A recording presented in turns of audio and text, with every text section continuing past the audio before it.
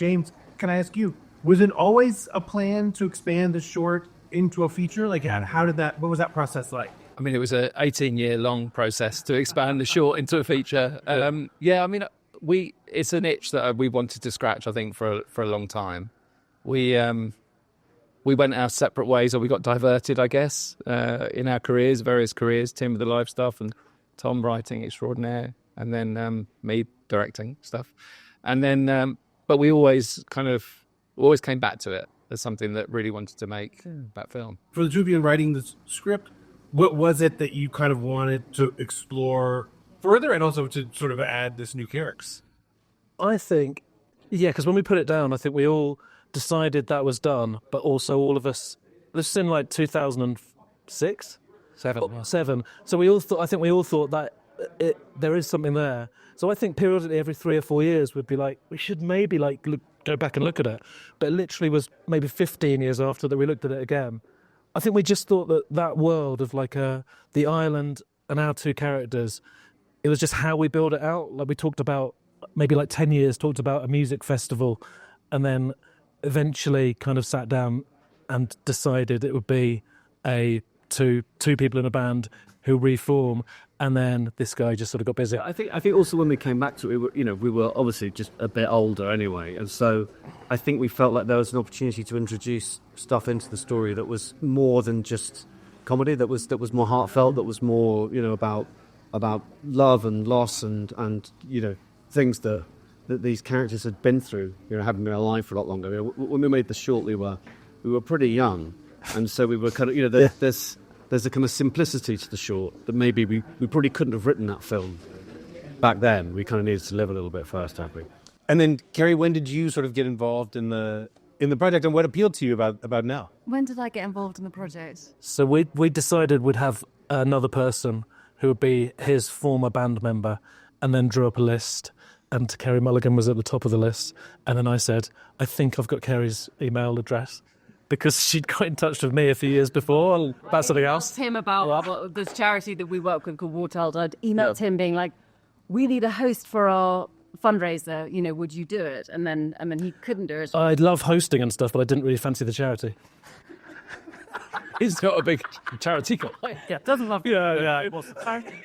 Or war. Yeah, see that. Lot of fun.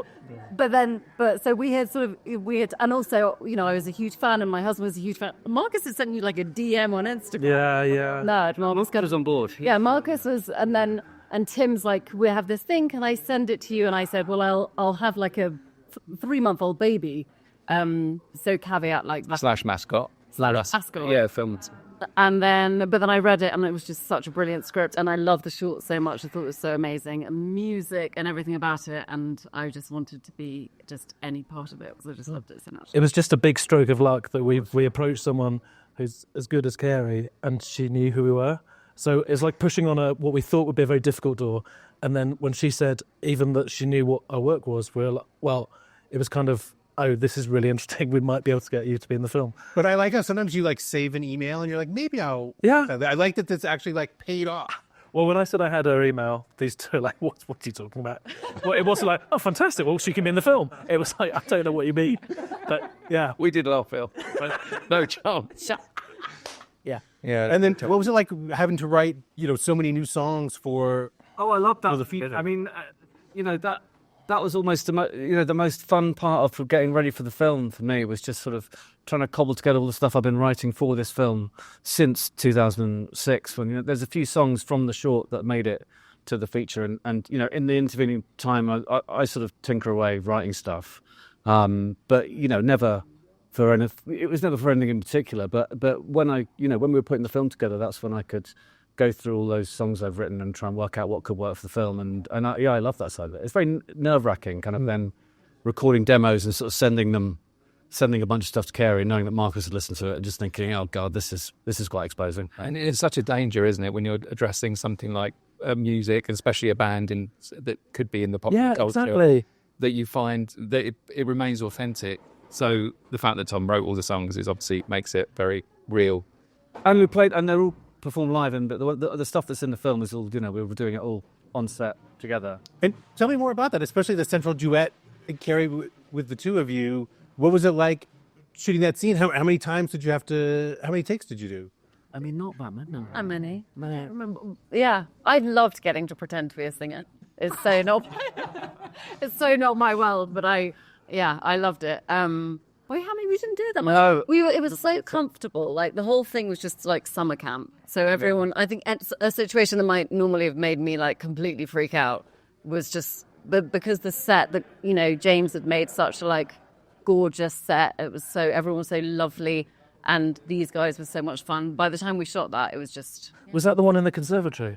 No, the one at the dinner table. Dinner table. Oh, I love that. Where you get all totes of merch. It was also just really lovely, and I think a lot of the crew were just really warming to it while we were shooting it. So there was this sense that they were like, "Oh, we're really enjoying this." Yeah, but there will be crew members seeing this interview going, "You've misread that." They're very professional. The location of the film, it's so just scenic and picturesque. But how remote were you while shooting the film? Oh no, very remote. I mean, we were very remote. We had to move most of our gear down to the beach with tractors, and a lot of the set is actually all our gear in horse boxes. It was incredibly remote, because that Welsh, we're on the Welsh coast, but so much of it is owned by the National Trust in the UK that we were only able to use a kind of private beach. So it was very isolated. Yeah, it was, and then the house was further inland, but we pieced it all together. I think it makes sense. It does feel like an island, like people who've seen the film. We drew maps. Where's the island? Yeah, we drew a map of the island so that we could work out direction of travel and make sure that was all sort of felt real. And then can you just talk a little bit about your character's patter, like his just nonstop chatter? Like, is any of that improvised? How scripted was all of that? Because it's a lot of work. Him as a person or as his character? no, he means in the film. In the film. Yeah. I think that was the plan from the start. Was when we were writing it, we have like a good idea of our rhythms and stuff, and we know how to write for one another. But then I think also once you're on set, I always thought that should be like kind of this bubbling kind of soundtrack underneath the whole thing, that my guy just doesn't ever shut up, and you don't want it to be. It's like getting the balance between it being clearly annoying for him and you're feeling for the guy because he's like, this is a problem to be in this vicinity to this man who never sees anyone, and now it's just all coming out. But it's getting the balance where it stops short of being annoying for people watching the film. And that's where this is going to live and die. Most of it is pretty written. I mean, the way that we like to work is we're not like writing a scene which says this must happen, let's hit these beats. We like to have it really, really tightly scripted, and then once you're up and running, you can like play with that and like add little, embroider little bits and pieces into it. Carey, by my count, I think this is at least the fourth film that you've sung in. So when are we getting the Carey Mulligan Sings album? Never. Although we did record songs at my house in Marcus's studio. Got the soundtrack. We've got a soundtrack. That's coming. Which I do. I'm like very much in backing vocals territory on, which is my happy place. But yeah, no, it's just like I said, it's so fun because it's not. I get to sort of mainly sing in the background, and it's a fun world to. It's so cool. It's cool being a singer. Just the last thing is for all of you, like if you won the lottery, what do you think you would do with that money? I'll make a sequel, obviously. Yeah. I think there is like an element of, in real life, I don't know if I don't know what you do, but like maybe you would like literally make a film. I mean, it is kind of, it's hard. Charity. I wouldn't give it to charity, no. That's not.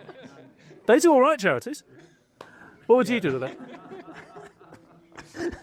I don't know. It's the kind of question that makes you quite stressed thinking about it. It is so. I used to think about the lot. I think the space, I mean, if you do have that, obviously there's charity and all those things, but the space to make art with your friends. Yeah. I mean, I did feel like we'd won the lottery, and that sounds very cheesy, but in a way, just being given the money to make this film with our friends and see that through, and then this being a kind of huge, this whole journey with Sundance and the way Focus have got behind us is really sort of the biggest reward we could have. That is the win, isn't it? I think it's right. I think it is sort of, to be able to make a film is like, it's cheesy as well. It's like winning the lottery, because you just sort of think, It is definitely an ambition, certainly for me and Tom, for ages. Like the idea of writing one and particularly doing it with Griff was like a big thing. And then suddenly for it to happen, 17 years later, we did feel very blessed to be able to make it. I'd buy a boat, by the way. Go back to the boat. He's got his boat, speedboat. Point, I'm boat as well.